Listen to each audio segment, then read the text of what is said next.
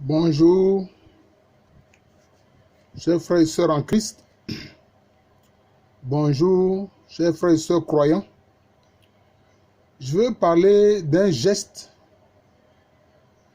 qu'on trouve dans le christianisme, qui est l'imposition des mains.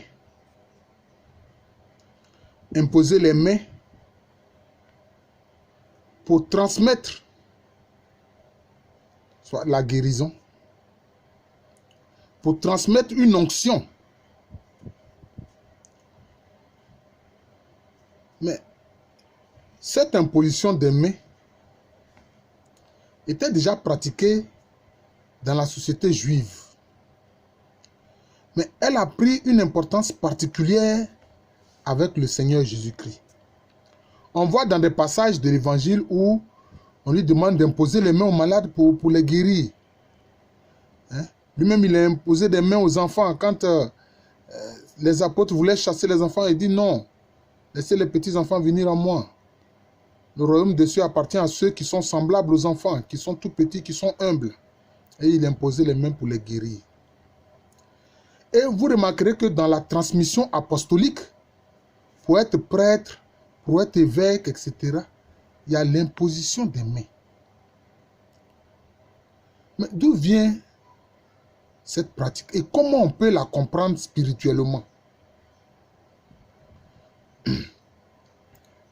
Quand on reçoit une onction, ce n'est pas pour faire le malin avec, c'est pour travailler. L'onction sert à travailler. Et il faut que les gens comprennent que l'onction n'est pas synonyme de sainteté, non. Quand on reçoit une onction spirituelle, c'est en vue de l'œuvre qu'on va accomplir pour le royaume de Dieu. Un prêtre ou un pasteur peut ne pas être saint, mais il a l'onction pour exercer son sacerdoce ou pour exercer sa pastorale. Parce que quand il prêche, c'est au nom du Seigneur qu'il prêche. Si lui-même, il ne se sanctifie pas, mais au moins au moment où il prêche là, des âmes peuvent être gagnées à Christ. C'est pour ça qu'il ne faut pas confondre onction et sainteté. Non. Mais pourquoi est-ce qu'on impose les mains? Je ne sais pas si par cette caméra on verra bien les choses. Je vous ai expliqué quand j'ai parlé de la Sainte Trinité que au plan analogique, on peut comparer par exemple le Père Céleste à la pensée. Le Christ Jésus étant la parole, le logos. Mais quand on a pensé, on a parlé, on fait quoi? On agit. L'organe de l'action par excellence, ce sont les mains. C'est l'organe de l'action. Ce sont les mains. Et vous remarquerez que ces mains-là, quand elles sont imposées, c'est pour transmettre l'onction, c'est pour transmettre la vie. C'est pour transmettre la vie spirituelle.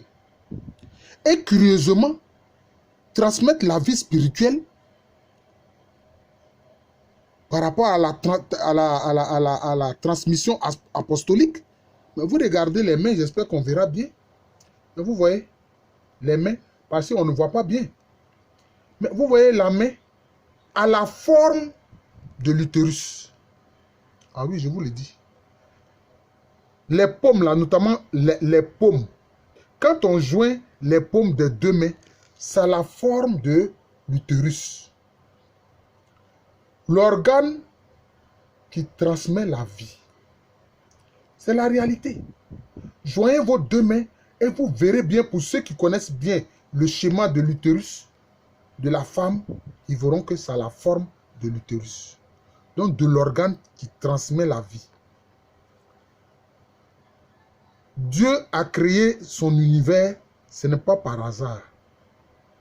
Il y a des mystères, il y a des symboles qu'il faut comprendre dans sa création. Et donc quand vous regardez bien, vous voyez que ça a la forme de l'utérus. Les paumes, quand on les joint, ça a la forme de l'utérus, de la femme.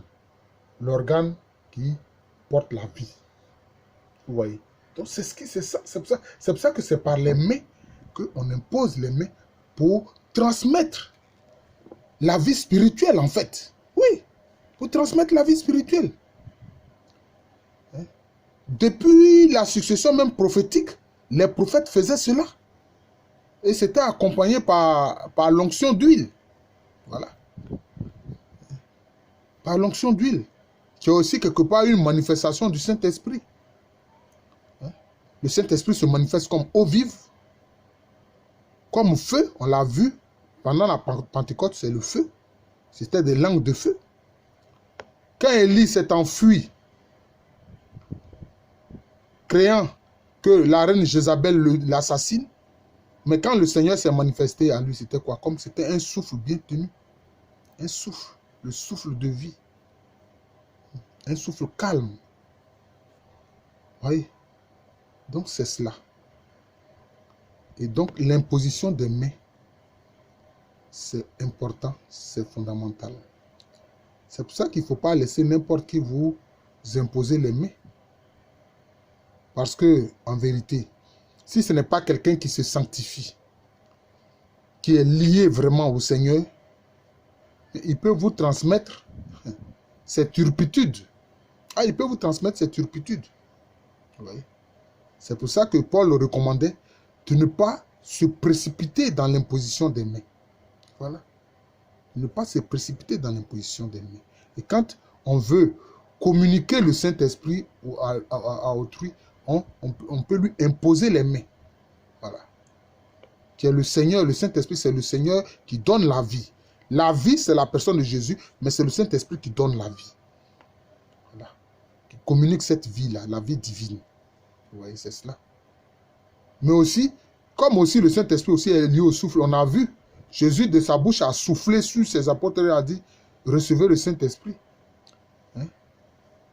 Celui à qui vous lirez les péchés ici sur terre seront liés, cela lié au ciel. Et celui à qui vous délirez, tout ce que vous délirez sur terre sera délié au ciel. Et tout ce que vous lirez sur terre sera lié au ciel. Voilà.